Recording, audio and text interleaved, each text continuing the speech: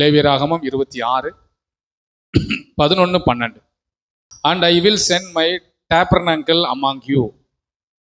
அப்படின்னா என்ன? உங்கள் நடுவில் ஒரு வாசஸ்தலம். டேபர்னாக்கல்னா வாசஸ்தலம். உங்கள் நடுவில் நான் ஒரு வாசஸ்தலத்தை ஸ்தாபிப்பேன். என் ஆத்துமா உங்களை ஆரோசிப்பதில்லை. அப்படின்னா என்னன்னா, வெறுப்புடன் நான் பார்க்க மாட்டேன். ஆரோசிப்பதில்லை அப்படின்னா என்னன்னா வெறுப்பு. நம்ம ஆண்டவர் நம்மளை எப்படி பார்க்கறது இல்லை? வெறுப்போடு பார்க்கிறவர் அல்ல. நான் உங்கள் நடுவில் உலாவி, and I will walk among you. அதாவது நான் உங்கள் நடுவில் உலாவி உங்கள் தேவனாயிருப்பேன். and will be your God. நான் உங்கள் தேவனாயிருப்பேன். நீங்கள் என் ஜனமாய் இருப்பீர்கள். நீங்கள் மை பீப்புள், என்னுடைய ஜனமாய் இருப்பீர்கள் என்று சொல்லப்பட்டிருக்கு. அப்படின்னா இந்த வசனத்தினுடைய அடிப்படை என்னன்னா, நம்மோடு வாழ விரும்பும் தேவன், உங்களோடு தங்க விரும்புகிற தேவன். உங்களோடு அவர் வாழ விரும்புகிறார். உங்க வீட்டில் தங்க விரும்புகிறார். உங்க இருதயத்தில் அவர் வாசம் பண்ண விரும்புகிறார். உங்க வீட்டுக்கு ஒரு கெஸ்ட் இல்லைன்னா சொந்தக்காரங்க யாராவது உங்க வீட்டுக்கு வருவார்னு சொன்னால் நீங்க அவர்களை எப்படி பார்த்து கொள்வீர்கள்? எப்படி பார்த்து கொள்வீங்க? வீட்டுக்கு வர்றேன்னு சொல்லிட்டாங்க, ஃபர்ஸ்ட் என்ன பண்ணுவீங்க? வீட்டில் சொல்லுங்க. ஃபர்ஸ்ட் வீட்டில் வீடை கிளீன் பண்ணி சுத்தம் பண்ணுவீங்க.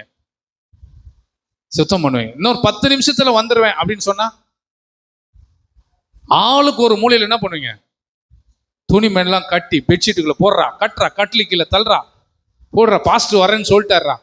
ஐயோ என்னடா இது, சோபா அப்படி இருக்குது, தட்டு கிட்டு எல்லாம் பறக்கும், எல்லாம் நீட்டா இருப்பாங்க. பிள்ளைங்கெல்லாம் அப்படியே ஒண்ணுமே தெரியாத மாதிரி, ஐயா வந்திருக்காரா, இப்போ இதுக்கு எதுவும் பேசக்கூடாது. இப்போதான் கொஞ்ச நேரத்துக்கு முன்னாடி சண்டை போட்டோம், அது அப்புறம் ஐயா ஜெபம் பண்ணிட்டு போட்டோம், நம்ம வேலையை அப்புறம் பார்த்துக்கலாம். இப்போ யார் வந்திருக்கா சொல்லுங்க? இப்போ யார் வந்திருக்கா? பாஸ்டர் வந்திருக்காரா, டிவி ஆஃப் பண்ணு, எல்லாத்தையும் ஆஃப் பண்ணு, மொபைல் எங்க எல்லாத்தையும் அங்கங்க சுவிட்ச் ஆஃப் பண்ணுவே, எல்லாத்தையும் பண்ணணும். அப்போ ஒரு மனுஷன் ஒரு விருந்தாளி, ஒரு நபர் வருகிறதுக்கே நம்ம வீட்டை அவ்வளோ ரெடி பண்றோம், மைண்ட் அவ்வளோ ரெடி பண்றோம். சண்டை போட்டா கூட எதுவுமே நடக்காத மாதிரி அமைதியா நின்றுக்கிறோம். ஆனால் தேவன் சொல்றாரு, நான் எப்பொழுதும் உங்க கூடயே இருக்கிறேனே, என்னை எப்படி நீங்க ட்ரீட் பண்றீங்க? நான் எப்பொழுதும் உங்க கூட தானே இருக்கிறேன். இயேசு ஆகிய நான் உங்க கூட இருக்க, உங்க கூட உலாவி, அப்படிதான் சொல்லப்பட்டிருக்கு. உங்கள் நடுவில் என் வாசஸ்தலத்தை ஸ்தாபிப்பேன், உங்கள் நடுவில் நான் குடியிருக்கிறேன் என்று சொல்லுகிறார். அப்போ நம் நடுவில் அவர் குடியிருப்பாரானால் நாம் எப்படி பேசுகிறோம், நாம் எப்படி நடந்து கொள்ளும்? அவரை வச்சுக்கிட்டு அவமரியாதையா பேசலாமா? என்னங்க பாஸ்டரை வச்சுக்கிட்டு இப்படி பேசிட்டீங்களே, அவர் என்ன நினைப்பாரு எங்களை பத்தி? பிள்ளைங்க சொல்லுவாங்க, அப்பா டாடி என்ன பாஸ்டருக்கு முன்னாடி இப்படிலாம் எங்களை சப்போர்ட் கொடுத்துட்டீங்களே, சொல்லிட்டீங்களே, அவர் போனதுக்கு அப்புறம் கூட நீங்க எங்களை அடிச்சிருக்கலாம், ஏதாவது சொல்லியிருக்கலாம்ல, அவரை வச்சுக்கிட்டு இப்படி செய்யலாமா? அதைத்தான் நான் கேட்கிறேன். அவர் எப்பவுமே உங்க கூட தானே இருக்காரு, அவரை வச்சுக்கிட்டு நீங்க எப்படி பண்ணலாமா? உங்கள் நடுவில் உலாவி என் வாசஸ்தலத்தை உங்கள் மத்தியில ஸ்தாபிப்பேன். என் ஆத்துமா உங்களை வெறுப்புடன் பார்ப்பதில்லை. நான் உங்கள் நடுவில் உலாவி. அவர் நம்ம மத்தியில, நம்ம வீட்டுக்குள்ளதான் வாக் பண்றாரு. தெரியுமா உங்களுக்கு? ஹலோ, அவர் பரலோகத்தில் இருக்கிறாரு, ஒன்னும் தெரியாது நினைச்சிட்டு இருக்கீங்களா நீங்க? இல்லைங்க, அவர் நம்ம மத்தியில் தான் உலாவுறாரு, நம்ம மத்தியில் தான் இருக்கிறாரு, நம்ம மத்தியில வாக் பண்றாரு. அதுதான் சொல்லுவோம், நான் உங்கள் நடுவில் உலாவி, and I will walk among you. நான் உங்க நடுவில் தான் இருக்கிறேன், உன் கூட தான் இருக்கிறேன், ஒவ்வொரு தனிப்பட்ட மனுஷனு கூட தான் இருக்கிறேன். உங்கள் தேவனாய் இருப்பேன், நீங்கள் என் ஜனமாய் இருப்பீர்கள். வெளிப்படுத்தல் சொல்லப்பட்டிருக்கிற ரொம்ப அருமையா, இதோ வாசற்படியில் நின்று தட்டுகிறேன், ஒருவன் என் சத்தத்தை கேட்டு கதவை திறந்தால் அவனிடத்தில் நான் பிரவேசித்து அவனோடு போஜனம் பண்ணுவேன், அவனும் என்னோடு என்ன பண்ணுவான்? போஜனம் பண்ணுவான். அவனிடத்தில் நான் பிரவேசிப்பேன், நான் அவனோடு தங்க விரும்புகிறேன். அவருடைய வாய்ஸ் நமக்கு கேட்குதா? அவருடைய சத்தம் நம்ம கேட்கிறோமா? அவர் நம்ம கூட தான் உலாவி இருக்கிறேன்னு சொல்ல, நம்ம கூட தான் வாழ விரும்புறார், நம்முடைய இருதயத்துல குடியிருக்க விரும்புறார், இந்த மாம்சமாகி இந்த ஆலயத்துக்குள்ள அவர் தங்க விரும்புறார். அப்போ ஒரு மனுஷன் நம்ம வீட்டுக்கு வந்தாலே அவ்வளோ கவனிக்கிறோம். எத்தனை கஷ்டம் இருந்தாலும் சரி, வெளியில என்ன பண்ண மாட்டோம்? காட்டிக்க மாட்டோம். அவங்க போற வரையும் நேற்றும் இன்றும் என்றென்றும் மாறாதவர் நம்ம கூட இருக்கிறாரு. அல்லேலூயா. சரி, விருந்தாடி வர்றாங்க, வந்தவங்களை நீங்க நல்லா கவனிச்சுட்டே இருக்கீங்க. திடீர்னு மூஞ்சியை தூக்குறீங்கன்னு வச்சுங்களேன், வந்த விருந்தாளி என்ன யோசிப்பாங்க? அம்மா நாங்க கிளம்புறோம். ஏன்? நீங்க சொல்லுவாங்க, இல்லை எங்களுக்கு இன்னொரு வேலை இருக்கு, நாங்க கிளம்புறோம், இன்னொரு நாள் வரோம். ஏன்?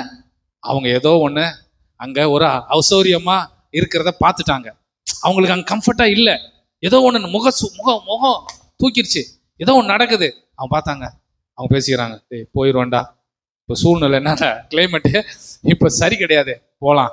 ஏன் நம்மளை விட்டு அவங்க போறாங்க? தங்குறதுக்கு தானே வந்தீங்க, 2 நாள் என் கூட இருக்கு தானே வந்தீங்க. ஏன் அப்படின்னா நம்முடைய முகத்தை பார்த்தோன்னே அவங்களுக்கு அங்க இருக்க விருப்பம் இல்லை. அதே போலதான் தேவன் நம்ம இடத்தில் எதிர்பார்க்கிறார். அப்போ தேவனாகிய கர்த்தர் வசனம் சொல்றது, பரிசுத்த ஆவியான உங்களிடத்தில் வரும்போது நீங்கள் பலன் அடைவீர்கள், அப்படிதான் சொல்லப்பட்டிருக்கு. அப்ப என் கூடவே இருக்கிறார். நல்லா கவனிங்க, நம்ம சாகுற வரைக்கும் இல்ல, செத்த பின்பு நம்ம ஆவியை அவர் தான் தூக்கிட்டு போவாரு, அவர் தான் கொண்டு போய் அங்க சேர்க்கிறாரு. அல்லேலூயா. நம்ம கூடவே அவர் மரண பரியந்தம் நம்ம நடத்துகிறவர், என் கூட இருக்கிறார். அப்ப என் கூட இருக்கிறவரை நான் எவ்வளவு கம்ஃபர்ட்டா பாத்துக்கிறணும், எவ்வளவு கவனமா நான் பாத்துக்கிறணும். அவர் என்னை விட்டு போகக்கூடாது, என்னை விட்டு போயிடக்கூடாது. அவர் சொல்றாரு, அவனிடத்தில் நான் பிரவேசித்து, கதவை திறந்தா அவனோடு நான் பிரவேசித்து, அவனோடு போஜனம், என் கூட சாப்பிட விரும்புறாரு. என் டேபிள்ல, என் சாப்பாடு டேபிள்ல அவர் வந்து உட்காந்து என் கூட சாப்பிட விரும்புகிற தேவன். என் கூடயே இருக்க விரும்புறாரு, என் கூடயே இருக்க விரும்பாரு, என் கூட போஜனம் பண்ணணும்னு சொல்றாரு. உன் கூட நான் சாப்பிடணும்பா அப்படின்னு அவர் கேட்கிறாரு. அப்ப என் கூட அவர் சாப்பிட உட்கார்ந்து இருக்கும் போது நான் எப்படி நடந்து கொள்ளணும்? அவனும் என்னோடு போஜனம் பண்ணுவான், அவனும் என் கூட சாப்பிடுவான், நானும் அவனு கூட சாப்பிடுவேன். நல்ல ஒரு உறவை பில்டப் பண்றதுக்கு தேவன் விரும்புகிறார். இது நம்முடைய வாழ்க்கையில ரொம்ப முக்கியமானது ஒன்று புரிந்து கொள்ள வேண்டும். என் ஆண்டவர், என் இயேசு எப்பொழுதும் என் கூட இருக்கிறார். அதனால நீ என்ன பண்ணும்? வெளிப்படுத்தல் 3:15 சொல்லுது, உன் கிரியைகளை அறிந்திருக்கிறேன், நீ குளிரும் இல்லாமல் அனலும் இல்லாமல், நீ குளிராவது அனலாவது இருந்தால் நலமா இருக்கும். நீ ஏதாவது ஒரு கிளைமேட்டா மாறு. ஒண்ணு குளிரா மாறிடு, ஒரு மாதிரி கையெல்லாம் ஒரு மாதிரி ஜில்லுன்னு ஆகுதுல குளிர், இல்ல அப்படின்னா சூடா மாறு. கிளைமேட் இப்போ கூலிங்னா நல்லா கூலிங்கா இருக்கணும், இல்ல வெயில் அடிக்குதுன்னா நல்லா என்ன பண்ணும்? வெயில் அடிக்கணும். நீ என்ன சூழ்நிலையில இருக்கிற? வெதுவெதுப்பா இருக்கியா? கொஞ்சம் சூடாகுற, அப்புறம் கொஞ்சம் கூல் ஆகுற. அப்படின்னு என்ன அர்த்தம்? கோவப்படுறதெல்லாம் பட்டுற, அப்புறம் என்ன பண்ற? திரும்பி என்ன பண்றீங்க? ஏசப்பா என்ன மன்னிச்சிருங்கப்பா. அவரும் மன்னிக்கிறார். ஒண்ணு நீ சூடாயிரு, இல்லைன்னா ஜில்லுன்னு இரு. 2 கட்ட நிலையில இருக்காத. அதோட அர்த்தம் என்ன தெரியுமா? வெதுவெதுப்பான நிலை என்பது என்னன்னா, கிறிஸ்துவ வாழ்க்கையில் தேவனை முழுமையாக பின்தொடராமல் உலகத்தின் விஷயங்களில் அதிகமாக ஈடுபட்டு கொண்டு சபைக்கு வந்து கொண்டு ஒரு ஆபத்தான நிலையில் இருக்கிறது. வசனம் 17 தான் சொல்லப்பட்டிருக்கிறது. வெளிப்படுத்தல் 3:17 வாசிங்க. நிர்பாக்கியம் உள்ளவனும் பரிதபிக்கப்பட்டவனும் 17 தானே, 3:17 வெளிப்படுத்தல். ஓகே. நிர்பாக்கியம் உள்ளவனும் நீ ஐஸ்வர்யன் என்று திரவிய சமன் என்று எனக்கு ஒரு குறைவு என்று சொல்லுகிறபடியால், இங்க என்னன்னா, இப்படி அனலும் இல்லாமல் குளிரும் இல்லாமல் இருக்கிற சபைக்கு சொல்றாரு, நீ நிர்பாக்கியம் உள்ளவனாய் இருக்கிறாய், எனக்கு ஒரு குறையும் இல்லைன்னு சொல்ற. ஆனா நீ குளிராவும் இல்லை அனலாவும் இல்லை, 2 கட்ட நிலையில இருக்கிற. நான் உன் கூட இருந்தா ஒண்ணு நீ அனலா இருக்கணும், இல்லாட்டி குளிரா இருக்கணும். குளிரான கிளைமேட்டும் நமக்கு தேவை, அப்படிதானே? ஜில்லும் நமக்கு கூலிங்கும் தேவை, வெயிலும் தேவை. அறகுறையா 2மே கலந்து இருந்தா எப்படி இருக்கும்? 2மே இருந்தா நல்லா இருக்காது. ஏதாவது ஒன்றை தான் நாம், ஒன்று தேவன் இல்லாட்டி உலகம். இதைத்தான் நாம் என்ன பண்ண வேண்டும்? தேவன் நம்மிடத்தில் அதை தான் எதிர்பார்க்கிறார். அப்ப நமக்குள்ளே அவர் வாசம் பண்ண விரும்புகிறார். நம்ம வீட்டுல நம்ம கூட தங்க விரும்புகிறார். சில நேரங்கள்ல வீட்டுல ஏதாவது முரண்பாடுகள் சண்டைகள் வந்துச்சுன்னா கொஞ்ச நேரம் ஒரு மாதிரி ஐ பிச்சில் போவோம். நம்முடைய வாழ்க்கையில ஒன்றை புரிந்து கொள்ள வேண்டிய, என் தேவன் என் கூட எப்பயுமே இருக்கிறார். யார் இருந்தாலும் இல்லாட்டாலும் நான் தனியா போகும்போது கூட ஆண்டவர் என் கூட தான் இருக்க விரும்புகிறார். 2 தீமோத்தேயு 1:14 உன்னிடத்தில் ஒப்புவிக்கப்பட்ட அந்த நற்பொருளை நமக்குள்ளே வாசம் பண்ணுகிற பரிசுத்த ஆவியானாலே காத்துக்கொள். நமக்குள்ளேதான் வாசம் பண்றார் பரிசுத்த ஆவியானவர். எனக்குள்ளதான் என்ன பண்றார்? வாசம் பண்றார் பரிசுத்த ஆவியானவர். அப்போ நம்மளுடைய சுபாவங்கள்ல ஒரு சின்ன சேஞ்ச் வரும்போது குடும்பமே சூழ்நிலை மாறிடுதா? இப்போ ஒரு நபர் மூஞ்ச காட்டினா என்ன ஆகும்? குடும்ப சூழ்நிலையே மாறிடுதா? நல்லா சமைப்போம், நல்லா செய்வோம், சாப்பிட்ற நேரத்துல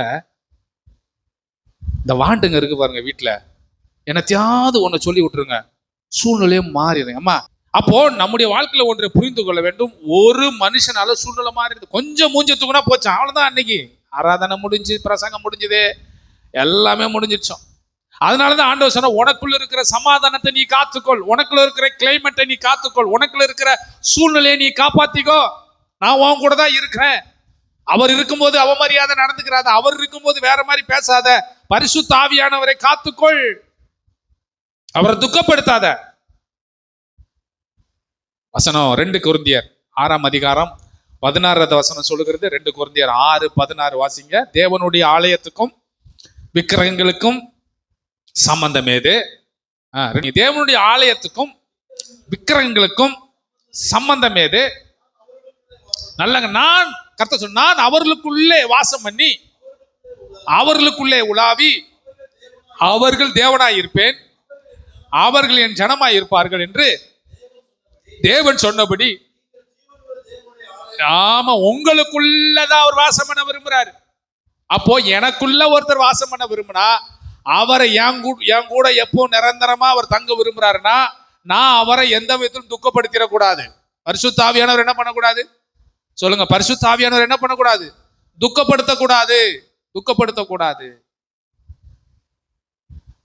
கொஞ்சம் அப்படி மூஞ்சி மாறிச்சுனாலே நம்ம கொஞ்சம் வீட்டை விட்டு வெளியில போறதுக்கு தான் முயற்சி பண்ணுவோம், கொஞ்சம் அப்படி போயிட்டு வரணும். அப்போ ஆண்டவருக்கு விரோதமா கொஞ்சம் சேஞ்ச் ஆகும்போது பரிசுத்த ஆவியானவர் என்ன பண்ணுவாரு? அப்போ நம்மளை விட்டு, சொல்லுங்க, நம்மளை விட்டு அவர் போறதுக்கு தான் பார்ப்பாரு. எதுக்கு இவன் கூட இருந்துகிட்டு நம்ம ஆவியும் கெட்டு அவனும் திருந்த போறது இல்லை, நம்மளும் திருந்த போறது நம்மளையும் அவன் ஒழுங்கா வாழ விட மாட்டேங்கிறான். ஆனால் நம்ம கொஞ்சம் என்ன பண்ணுவோம்? போய் கொஞ்சம் விலகி இருப்போம். அவன் சண்டை போட்டு முடிச்சிட்டு திரும்பி என்ன கூப்பிடுவான், தேடி வருவான். எந்த டீக்கல்ல இருக்காரு?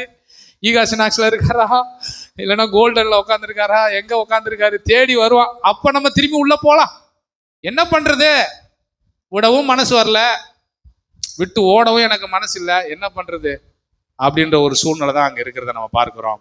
அவர் நமக்குள்ள வாசம் பண்ணி, நமக்குள்ள உலாவி, நமக்குள்ள அவர் தேவனா இருக்கிறார் என்றதை நீங்க மறந்துடக்கூடாது. நமக்குள்ள யாரா இருக்கா? நமக்குள்ள தேவனா இருக்கிறார், நமக்குள்ள உலாவுறார், நமக்குள்ள அவர் வாசம் பண்றார், நம்மோடு கூட அவர் எப்பொழுது இருக்கிறார். இதை நாம் சரியாக புரிந்து கொள்ள வேண்டும். அதுக்குதான் தேவன் நம்மளை வச்சிருக்கிறார். அப்ப அவரை துக்கப்படுத்துற மாதிரி ஏதாவது நடந்தா என்ன நடக்கும்? தாவீது சொல்லும்போது சொல்றான், பரிசுத்த ஆவியானவரே, நீங்க மட்டும் என்னை விட்டு போயிடாதீங்க. யோவான் 14 சொல்லப்பட்டிருக்கிறது, நான் பிதாவை வேண்டிக் கொள்வேன், அப்பொழுது என்றென்றைக்கு உங்களோடு கூட இருக்கும்படிக்கு சத்திய ஆவியாகிய வேறொரு தேற்றவாளனை அவர் உங்களுக்கு தந்தருளுவார். சத்திய ஆவியாக தேற்றவாளனை நிச்சயமா அவர் நமக்கு என்ன பண்ணுவார்? தந்தருளுவார். அவர் சொல்றார், இன்னும் பரிசுத்த ஆவியார் உங்களிடத்தில் வரும்போது நீங்கள் பலன் அடைய முடியும். அப்ப நம்ம கூட தானே அவர் இருக்கிறாரு. அப்ப நம்ம கூட அவர் இருக்கிறபடினால அவரை துக்கப்படுத்திடக்கூடாது. அவர் என்ன பண்ணிடக்கூடாது? துக்கப்படுத்தக்கூடாது. என்றென்றைக்கும் நம்மோடு கூட இருக்க அவர் விரும்புகிறார். என்றென்றும் நம்மோடு தங்க விரும்புகிறார். என்றென்று நம்மோடு அவர் வாழ விரும்புகிறார். கிருபையினால சத்தியத்தினால் நிறைந்தவர நமக்குள்ளே வாசம் பண்ணினார். அவருடைய மகிமையை கண்டோம். அது பிதாவுக்கு ஒரே பேருடைய மகிமைக்கு ஏற்ற மகிமையாக இருந்தது என்று வாசிக்கிறோம். அப்ப நம்மோடு கூட அவர் தங்க தான் விரும்புறார். ஃபர்ஸ்ட் பாயிண்ட் என்னன்னா, தேவன் என் கூட வாசம் பண்ண விரும்புறாரு. என் கூட அவர் தங்க விரும்புறதுனால அவருக்கு தேவையானதெல்லாம் நான் செஞ்சு கொடுக்குறேன். ஒரு நம்ம வீட்டுக்கு வந்துட்டாங்க, கெஸ்ட் வந்துட்டாங்க, நைட் தங்குறாங்க, சாப்பிட்டாங்க, என்ன பண்ணுவோம்? நல்லா இருக்கிறீங்களா? வேற ஏதாவது வேணுமா? வேற ஏதாவது சொல்லுங்க, வேற ஏதாவது வேணுமா? விழுந்து கவனிப்போம். தங்குறதுக்கு, அவங்க படுக்கிறதுக்கு ரூம் ரெடி பண்ணி தருவோம். பெட்ஷீட், தலைகாணி எல்லாம் ரெடி பண்ணி, யாரும் அந்த ரூமை டிஸ்டர்ப் பண்ணக்கூடாது. பிள்ளைங்க சத்தம் போடக்கூடாது. என்ன பண்ணுங்க? ஏய், கத்தாத, உள்ள யார் இருக்கா? உள்ள யார் இருக்கா சொல்லுங்க. அங்கிள் தூங்குறாங்க, ஆன்டி வந்திருக்கிறாங்க, என்ன பண்ணு, அமைதியா இரு. அப்போ இவர்களை விட மேலான ஒருவர் நம்ம கூட எப்பவுமே தங்கி இருக்கிறாரு. அன்னைக்கு என்னைக்காவது பார்த்து, டேய் ரொம்ப சத்தம் போடாத, ஏன் இப்படி முரண்டு பிடிக்கிற, ஏன் இப்படி சண்டை போடுற, அவர் நம்ம கூட இருக்காரு பக்கத்துல, என் கூட உலாவி என் கூட வாசம் பண்றாரு. இப்படி கத்திட்டு கிடந்தா, காட்டு கத்துனா வந்திருக்கிற கெஸ்ட் விருந்தாளி என்ன பண்ணுவாங்க, நிம்மதியா இருக்க முடியுமா? அவங்க தூங்கிட்டு இருக்காங்க, அவங்க டிஸ்டர்ப் பண்ணலாமா? திரும்பி காலைல எந்திரிச்ச உடனே வேலையா நைட்டு நினைவெல்லாம் என்னதான் இருக்கும், பிள்ளைகளை பத்தியோ மற்றவங்களை பத்தி எதை பத்தி நமக்கு என்ன பண்ணாது, நினைவு இருக்காது. எதை பத்தி நினைவு? காலைல எந்திரிச்சோன்னா கெஸ்ட் வந்திருக்காங்க, அவங்களுக்கு டீ போடணும். அப்புறம் ஏங்க காலைல போயிட்டு பழவேற்காட்டில் போயிட்டு என்ன பண்ணுங்க, மீன் வாங்கிட்டு வாங்க, இல்லை எங்கன்னா போய் எதாவது கறி வாங்கிட்டு வாங்க, மீனை வாங்கிட்டு வாங்க, எதாவது ஒன்று செய்யுங்க. இப்படிதான் நம்ம என்ன பண்ணுவோம், சொல்லுவோம், இதை பற்றி தான் பேசுவோம். ஏன்னா அவங்க நம்ம கூட இருக்கிறவரை எப்படிதான் இருக்கணும், நல்லபடியா நல்லா ஃபீல் பண்ணிட்டு நம்ம வீட்டை விட்டு அவங்க கிளம்பி போகணும்னு சொல்லுவோம். அவங்கெல்லாம் போயிடுவாங்க. அருமையான தேவனுடைய பிள்ளைகளை, நம்ம கூட எப்போதுமே வாசம் பண்றவர நம்ம கம்ஃபர்ட்டா பார்த்துக்கிறணும். எந்த துக்கமுகத்தோடு அவர் நம்ம கூட வாசம் பண்ணக்கூடாது. கர்த்தர் யாருடைய வீட்டுல தங்குவார், அதான் ரொம்ப முக்கியம். அவர் தங்க விரும்புறாரு, யாருடைய வீட்டுல தங்குவார் அதை தெரிஞ்சுக்கிறோம்ல. சங்கீதம் 101:6 சங்கீதம், தேசத்தில் உண்மையானவர்கள், நல்ல கவனி, தேசத்துல உண்மையானவர்களை என்னோடு வாசம் பண்ணும்படி என் கண்கள் அவர்கள் மேல் நோக்கமா இருக்கும். உத்தமமான வழியிலே நடக்கிறவன் என்னை, நல்ல கவனி, யார் வீட்டுல தங்குவாரு சொல்லுங்க, நீங்களே சொல்லுங்க அந்த வசனம். யார் வீட்டுல கர்த்தர் தங்குவாரு? உத்தமமா உண்மையா இருக்கிறவங்க என்னோடு வாசம் பண்ணுவான். அடுத்தது 7வது வசனம், கபடு செய்கிறவன் கூட அவர் தங்க மாட்டாரு, என் வீட்டுக்குள் இருப்பது இல்லை. பொய் சொல்லுகிறவன், ஆமா பொய் சொல்லுகிறவன் வீட்டுக்கு நான் போக மாட்டேன், என் கண்ணு முன்னாடியே நான் அவன் கூட இருக்க நான் விரும்ப மாட்டேன். அப்போ தேவன் யாரு கூட இருக்க விரும்புகிறார் என்று சொன்னால், ரட்சிக்கப்பட்ட பிதா குமார் பரிசுத்தாவின் ஞானசானம் எடுத்த விசுவாச பிள்ளைகளாகிய உங்க வீட்டுல தான் அவர் தங்க விரும்புகிறார். உங்க வீடு என்பது உங்க இருதயம், உங்களுக்குள்ளே அவர் உலாவ விரும்புகிறார். சரி, அவர் உங்க வீட்டுல தங்கினா என்னென்ன ஆசீர்வாதம் கிடைக்கும், அதை தான் பார்க்க போறோம். ஃபர்ஸ்ட் பாயிண்ட் என்ன, அவர் தங்க விரும்புறாரு யார் வீட்டுல, அது முக்கியம் இல்ல. நம்ம வீடு எத்தனை பேர் நமக்கு சொந்தக்காரங்க இருந்தாலும் சிலர் வீட்டுல மட்டும்தான் நம்ம நம்பி போய் தங்குவோம். அப்படித்தானே? எல்லார் வீட்லயும் போய் தங்குவீங்களா? எல்லார் வீட்லயும் தங்க முடியுமா? இல்ல. சரி, நமக்கு தெரியும், நம்ம போனா நல்லா கவனிப்பாங்க, நல்லா பார்த்துக்க, நமக்கு நல்ல ஃபீல் உண்டாகும், நல்ல மன விட்டு பேசுவாங்க, அப்படிப்பட்ட வீட்டுக்கு தான் போவீங்க. போன உடனே எரிஞ்சு விழுற வீட்டுக்கு போனா எப்படி இருக்கும்?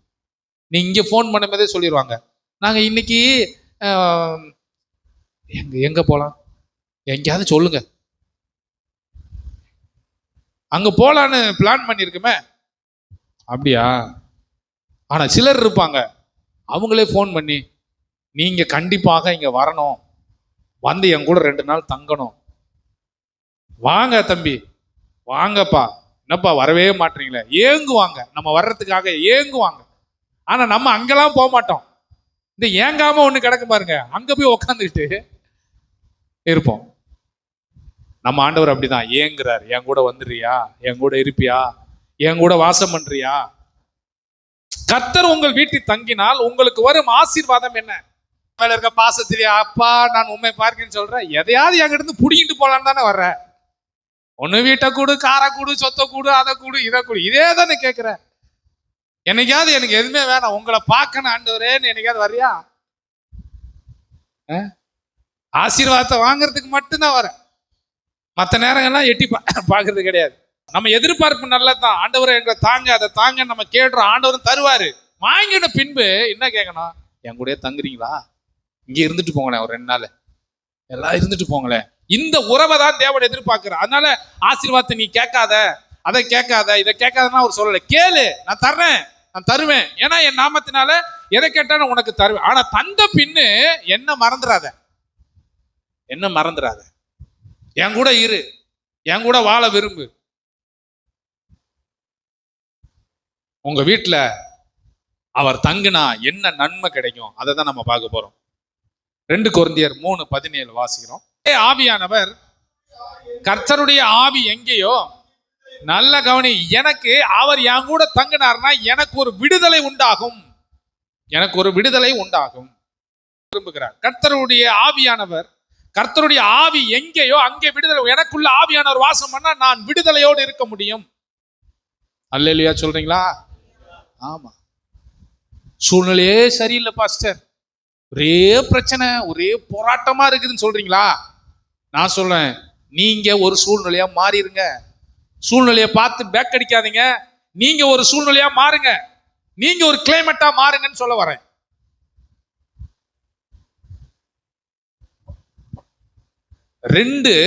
ரெண்டு காரியம் இந்த மழை காலத்துல சொல்லிட்டே இருக்காங்க. வளிமண்டலம், அப்புறம் சூழ்நிலை, தட்பவெட்ப நிலை, இதை சொல்லிட்டே இருக்கிறாங்க. இதை நீங்க கொஞ்சம் நீங்க பைபிளோடு கூட சேர்த்து பாருங்க. அட்மாஸ்பியர் எப்படி இருக்கு? அட்மாஸ்பியர் வேற, கிளைமேட் வேற. அது உங்களுக்கு தெரியணும். அட்மாஸ்பியர் வேற, கிளைமேட் வேற. அட்மாஸ்பியர் எங்க மாற்றம் உண்டாகுதுன்னா வளிமண்டலத்துல,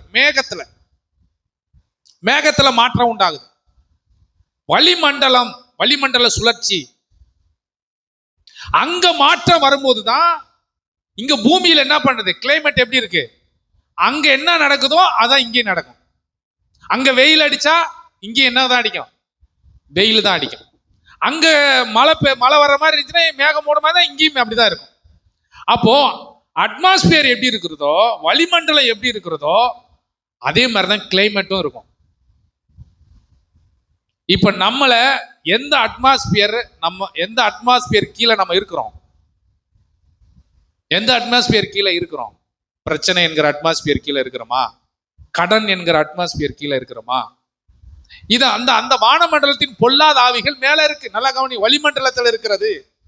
இந்த ஆவிகள் ஒவ்வொரு ஊருக்கும், ஒவ்வொரு கிராமத்துக்கும், ஒவ்வொரு மனுஷனுக்கும், ஒவ்வொரு மாவட்டத்துக்கும் ஆளுகை பிடிச்சு வச்சிருக்கு அப்படியே. அதனாலதான் ஒரு ஊருக்கு போனா மக்கள் வித்தியாசமா இருக்கிறாங்க, இன்னொரு ஊருக்கு போனா வித்தியாசமா இருக்கிறாங்க, கலாச்சாரங்கள் வித்தியாசமா இருக்கிறது. அப்போ இந்த அட்மாஸ்பியர் இப்படி இருக்கிறதுனாலதான் அவங்க அப்படி இருக்கிறாங்க. அந்த ஆவிகள் அவங்கள கண்ட்ரோல் பண்ணி வச்சிருக்குது. ஒரு மனுஷனை கண்ட்ரோல் பண்ணி வச்சிருக்கிறது, ஒரு தெருவை கண்ட்ரோல் பண்ணி வச்சிருக்கிறது, ஒரு ஊரை கண்ட்ரோல் பண்ணி வச்சிருக்கிறது. அப்போ இந்த சூழ்நிலையெல்லாம் மாற்றத்துக்கு கர்த்தருடைய ஆவியானவர் நமக்கு வேண்டும். என் சூழ்நிலையை நான் மாத்துறதுக்கு நானே ஒரு சூழ்நிலையா மாறிடணும். சூழ்நிலையை மாற்ற முடியாதுன்னு நினைக்காதீங்க. சூழ்நிலை நிச்சயமா மாறும்.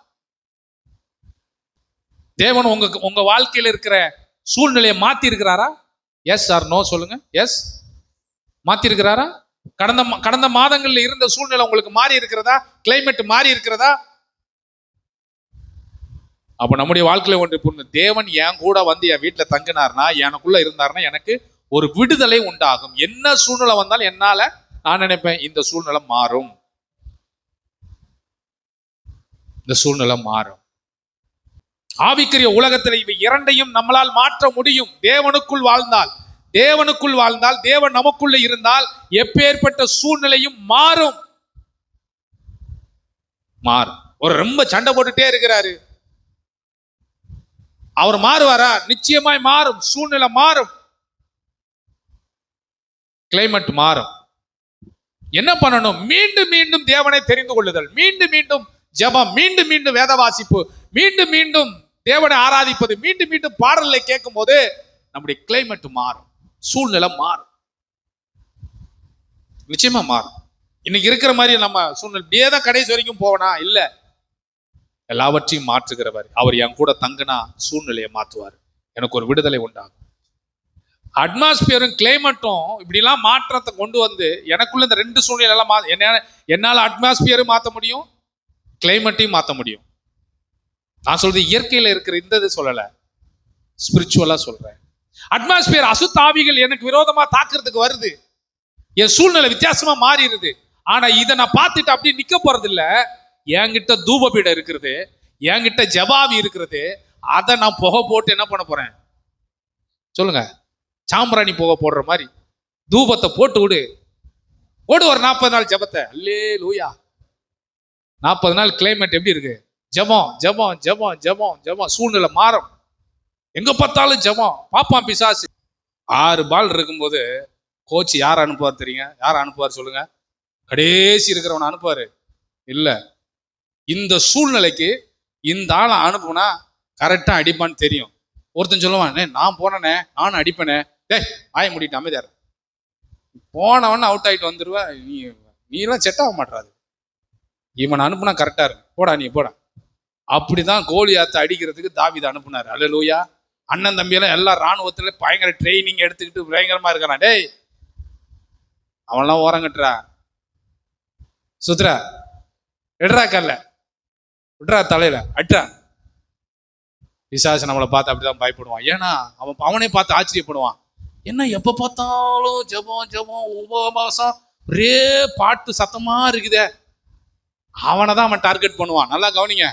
யாரை தெரியுமா ரொம்ப டார்கெட் பண்ணுவான்?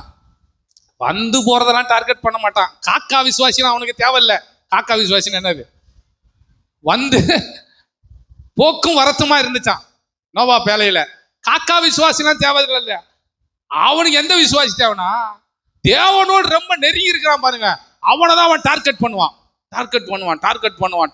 இவனை எப்படியாவது இந்த உறவுல இருந்து என்ன பண்ணிருக்கணும், இவனை பிரிச்சிருந்தா. அப்ப என்ன பண்ணலாம்? அட்ரா பிரச்சனைய அனுப்பு, ஒரு வெள்ளத்தை அனுப்பு, ஒரு புயலை அனுப்புனா அவன் பார்ப்பான். என்ன பாஸ்டர் எல்லா பக்கமும் நானும் எவ்வளவுதான் திமிருதே, நீ அவரோடு கூட உறவுல இருக்க, அதனாலதான் உன்னை இப்படி அவன் சோதிக்கிறான். கொஞ்சம் தாக்குப்பிடி, விட்டுறாத, மூச்சை விட்டுறாத, கரையை கடக்க போறோம், கொஞ்சம் தம்புடி, கஷ்டமா இருக்க, விடாதரா, கொஞ்சம் தூரம் தான் கடந்து வந்துட்ட, இன்னும் ஒரு 2 கையை அப்படி எடுத்து போட்டேன்னா கடற்கரை. அப்படியா சொல்றீங்க? அப்படிதான் சொல்றேன். நான் அந்த வழிதான் கடந்து வந்தேன். அதனாலதான் நான் உனக்கு சொல்றேன், நீ தேவனோடு கூட ரொம்ப நெருக்கமா இருக்கிறதுனாலதான் இந்த பிசாசு அந்த நெருக்கத்திலிருந்து உன்னை விடுவிக்கிறதுக்கு தான் முயற்சி பண்றான். நீ விட்டுறாத. அல்லேலூயா சொல்லுங்க. அல்லேலூயா. ஆமா, சூழ்நிலையை மாற்ற முடியும். ஏன்னா என் அட்மாஸ்பியரை அவன் உடைக்க நினைச்சான்.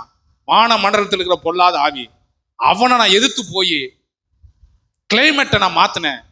கிளைமேட்டை மாத்தினால ஜில்லுன்னு ஆயிடுச்சு. இப்ப ஜில்லுன்னு ஆனால கலாச்சாரமே மாறிடுச்சு. அல்லேலூயா. இது ஸ்பிரிச்சுவல் ரெவலேஷன். தேவன் நம்ம வீட்டுல தங்கினா இதான் நடக்கும். ஆண்டவர் நம்ம கூட இருந்த இதான் நடக்கும்.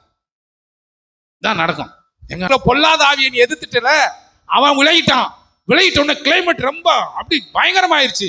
கிளைமேட் ஆன வீட்டுல கல்ச்சரே மாறிடுச்சு. நான் மீண்டும் மீண்டும் கிறிஸ்துவோடு கூட நெருங்க தான் அட்மாஸ்பியரை மாற்ற முடியும்.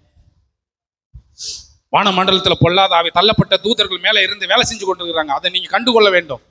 ஒரு பிரச்சனை நடக்குது, ஒரு சூழ் நடக்குது, எதிர்த்து பேசுறான், சண்டை போடுறான், முரட்டாட்டமா இருக்கிறான். நம்ம என்ன சொல்றோம்? பாஸ்டர் அவனுக்கு ஜெபம் பண்ணுங்க பாஸ்டர், ஏதோ ஆவி அவனுக்குள்ள, நிச்சயம் எஸ், அவனுக்குள்ள ஏதோ ஒரு தவறான ஆவி வேலை செய்யுது. இதை எதிர்க்கிறதுக்கு நீங்க என்ன பண்ணும்? நீங்க ஒரு கிளைமேட்டா மாறணும். யாருக்கிட்ட போகணும்? அவர்கிட்ட. திட்டம் எல்லாம் மாறும். தேவன் நமக்கு அந்த மாற்றத்தை திரும்ப அவர் இடத்துல போடுறது. நம்ம ஒவ்வொருத்தருக்கும் ஒவ்வொரு சூழல் இருக்கிறது. நன்றாய் கவனிங்கள். தேவன் நம்ம கூட தங்கினா என்ன உண்டாகும்? விடுதலை உண்டாகும். என் கூட அவர் தங்கினா, பாஸ்டர் எனக்கு குழி வெட்டுறாங்க. பாஸ்டர் என்ன வெட்டுறாங்க? எனக்கு குழி வெட்டுறாங்க. நான் சொல்லுவேன், அட்மாஸ்பியரை கிளைமேட்டை மாற்ற தெரிஞ்ச நமக்கு, கல்ச்சரை மாற்ற தெரிஞ்ச நமக்கு, சில நேரங்கள் நமக்கு விரோதமா மனிதர்கள் குழி வெட்டுவாங்க. நீங்க தேவனை உங்களுக்குள்ள உலாவ விட்டீங்கன்னா குழியை நீச்சல் குளமா மாத்திரலாம். அல்லேலூயா சொல்லுங்க. உன்னை தொட முடியாது. அவருடன் உறவாடி, அவருடன் வாழ்ந்து, அந்த தேவ பிரசனத்தை பெற்று பழைய அஸ்திபாரத்தெல்லாம் இடித்து விட்டு புதிய அஸ்திபாரத்தை போடுங்கள். பிள்ளைங்க விளையாடும் போது சொல்லுவாங்களே, விளையாண்டுக்கிட்டே இருப்பாங்க, டேய் அழிச்சு கிழிச்சு எல்லாம் ஃபர்ஸ்ட்ல இருந்துடா. உங்க வாழ்க்கையில அப்படிதான், எல்லாத்தையும் அழிச்சு கிழிச்சு இருந்து தான். இது வரைக்கும் நான் சண்டை கொள்ளியா இருந்துட்டேன், இப்ப பார்த்தாலும் அப்படி இருந்துட்டேன்னா, இன்னைக்கு ஆண்டவர் திரும்பவும் நமக்கு நம்மகிட்ட தான் பேசுறாரு. மகனே மகளே, அழிச்சு கிழிச்சு திரும்பி புது ஆட்டத்தை ஆடு, புது வாழ்க்கை மாற முடியும். இன்னைக்குதான் கல்யாணம் ஆன மாதிரி போங்க. அல்லேலூயா. ஆமே. உன் கையை பிடித்து உன் முகத்தை பார்த்து அது மாதிரி சொல்லிட்டு போங்க. கர்த்தர் நம்மளை ஆசீர்வதிப்பாரு. அதுக்குதான் அவர் நம்ம கூட இருக்குன்னு விரும்புறாரு. உன் கூட இருக்க விரும்புறேன். முதல்ல உங்க வீட்டு சூழ்நிலையை மாத்துங்க. முதல்ல உங்க வீட்டு சூழலை மாத்துங்க. நான்லாம் அப்படிலாம் மாற மாட்டேன். நான் சொல்றேன், உங்க கூட ஆண்டவர் இருக்க மாட்டாரு. துக்கமான இடத்துல அவர் இருப்பாரா? சண்டை போடுற இடத்துல அவர் இருப்பாரா? ஒரு மனுஷனை முகத்தை சூழ்ச்சிட்டா போயிடுறான். நமக்கே தெரியுது. ஒரு வீட்டுக்கு போகும்போதே முதலில் உங்க வீட்டு சூழ்நிலையை மாத்துங்க. உங்க வீட்டு கிளைமேட்டை மாத்துங்க. எவ்வளவு நாள் இப்படியே இருப்பீங்க? கிளைமேட்டே சரியில்லை. உங்க வீட்டு சூழலை மாத்துங்க. மாத்துறதுக்கு முடியும். அதுக்கு என்ன பண்ணணும்னா திரும்ப திரும்ப அவர்கிட்ட போகணும். எல்லாருமே போகணும். ஒருத்தர் மட்டும் போயிட்டு வந்தாருன்னா மற்றவங்களாம் போகாம இருந்தீங்கன்னா எப்படி? இவர் மட்டும் போயிட்டு வந்து இவர் மட்டும் மாறுவாரு. நீங்க எல்லாம் போகவே மாட்டீங்க. நாங்களாம் அதெல்லாம் முயற்சி பண்ண மாட்டோம். அப்படி இல்லை. எல்லாரும் சேர்ந்து நம்ம வீட்டு சூழலை மாத்தணும். டேய், நம்ம வீடு இன்னை அழிச்சு கிழிச்சு போஸ்ட்ல இருந்து இந்த குட்டி பரலோகமா மாறணும். ஒரு இயேசுநாதர் லைவா வந்து அப்படியே பாடி ஆஃப் கிரைஸ்டா வந்து நம்ம வீட்டுல ஒரு சேர் போட்டு இல்ல சோபால உட்கார்ந்து இருந்தாருன்னா நம்ம எப்படி நடந்து கொள்வோம்? நம்ம எப்படி நடந்து கொள்வோம்? உள்ள இயேசுநாதர் இருக்காரா? அம்மா படம் பார்க்காத, ரீல்ஸ் எல்லாம் பார்க்காத, அதை பார்க்காத, இதை பார்க்காத, டீசென்டா இருக்கு. அப்போஸ்தலர் 1:8 என்ன சொல்லுது? அப்போஸ்தலர் 1:8 பரிசுத்த ஆவி உங்களிடத்தில் வரும்போதே நீங்கள் பலன் அடைந்து, வாசிங்க அப்போஸ்தலர் 1:8. பரிசுத்த ஆவி உங்களிடத்தில் வரும்போது நீங்கள் பலன் அடைந்து நல்லா எருசலேமிலும் யூதயா முழுவதிலும் சமரியாவிலும் பூமியின் கடைசி பரியந்தம் எனக்கு சாட்சியா இருப்பீர்கள். என்ன ஆசீர்வாதம்? இரண்டாவது சாட்சி. சாட்சி ரொம்ப முக்கியம்.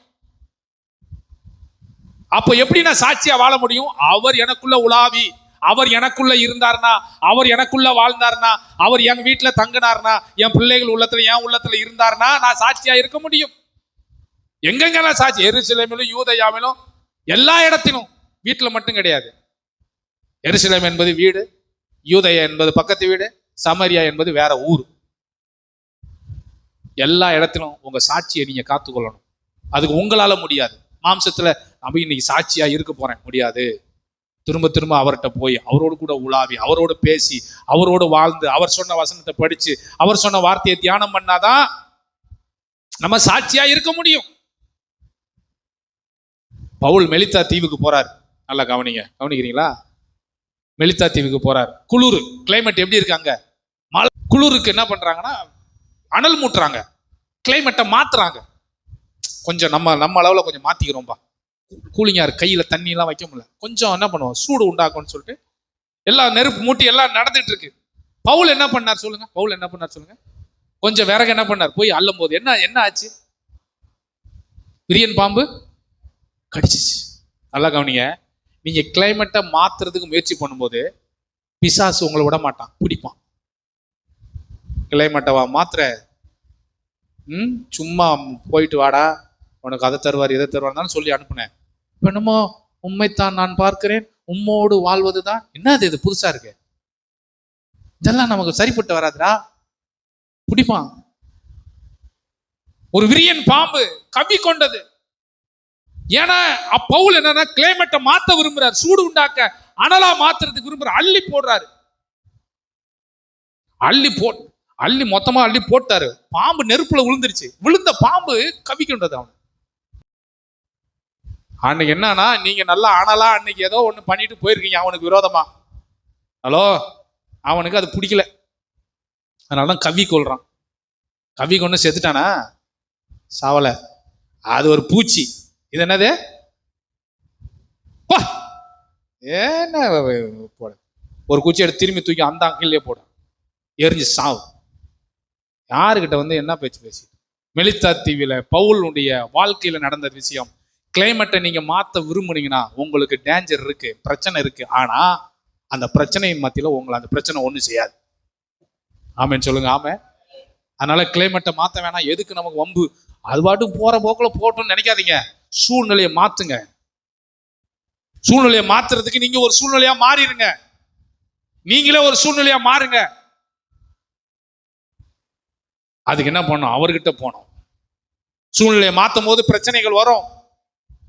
கிளைமேட்டை சேஞ்ச் பண்ணும் போது பிரச்சனை வரும். ஏன்னா கிளைமேட் மாறிச்சுன்னா கலாச்சாரமே என்ன பண்ணிடும்? மாறிடும். பேச்சு வழக்கங்களே மாறிடும். இப்ப நம்மள அப்படித்தானே ஆண்டவர் மாத்தினாரு. நம்மளுக்கு சுவிசேஷம் சொல்லி வந்தாங்க. கிளைமேட் ஒரு சூழ்நிலையை மாத்துன்னு நம்ம கலாச்சாரம் மாறிடுச்சா இல்லையா? இப்ப பைபிளை தூக்குறோம், தோத்துறோம்னு சொல்றோம். அதுக்கு முன்னாடி இருந்த கலாச்சாரம். ஆனா அந்த கலாச்சாரத்தை தேவன் நம்மளை மாற்றி இருக்கிறார். நம்ம ஒன்றை புரிந்து கொள்ள வேண்டும். ஒருவர் உங்கள் வீட்டில் தங்க வந்தால் நீங்கள் எப்படி நடந்து கொள்வீர்களோ அதே போல என்றென்றைக்கும் உங்க கூட அவர் தங்க விரும்புறாரு. அவரை துக்கப்படுத்தாம பார்த்துக்கொள்ள போதும். எனக்குள்ள ஒருவர் வாசம் பண்றாரு, அவர் என் கூட இருக்க விரும்புறாரு. எல்கானா அண்ணாளுடைய வாழ்க்கையில பாக்குறோம், அவ்வளவு ரொம்ப அந்யோன்யமா இருக்கிறாங்க. குழந்தை இல்ல, அவன் கேட்கிறான், குழந்தை இல்லைன்னு தானே இவ்வளவு சோகமா இருக்கு, அப்ப நான் உன் கூட இருக்கிறது சந்தோஷமா இல்ல? பணம் பொருள் சொத்தை விட உயிருள்ள இருக்கிற ஒரு மனுஷன் ரொம்ப முக்கியமானவன். நீங்க இங்க வேதனைப்படுத்திட்டு என்னதான் சம்பாத்தியம் பண்ணாலும் அதெல்லாம் வேஸ்ட். எல்கானா கேட்கிறான் அண்ணாள்கிட்ட, 10 குமாரரை விட நான் உனக்கு ரொம்ப முக்கியமானவன் இல்லையா? பிள்ளைக்காக வாடி இப்படி அழுதுட்டு கிடக்க, பிள்ளைய கர்த்தர் தருவார். நான் 10 பிள்ளைக்கு நான் சமம். நம்ம வாழ்க்கை துணை நம்ம கொடுத்துருக்கிறதான வாழ்க்கை துணை எப்படி தெரியுமா? 10 பிள்ளைகளுக்கு சமம். 10 பிள்ளைகள் இருந்து செய்ய முடியாததை வாழ்க்கை துணையில இருக்கிறவங்க நம்ம கூட இருந்து செய்வாங்க. அப்ப நம்முடைய வாழ்க்கையில ஒரு புரிந்து கொள்ள வேண்டும், அவர் கொடுத்தாதான் எனக்கு அப்பா, அவர் செஞ்சாதான் எனக்கு ஆண்டவர் கிடையாது. எனக்கு செஞ்சாலும் செய்யாட்டாலும் சொல்லுங்க, அவர் தான் எனக்கு அப்பா, அவர் தான் எனக்கு ஆண்டவர். நான் அவரோடு கூட உறவாடி மகிழ்ச்சியா இருப்பேன்.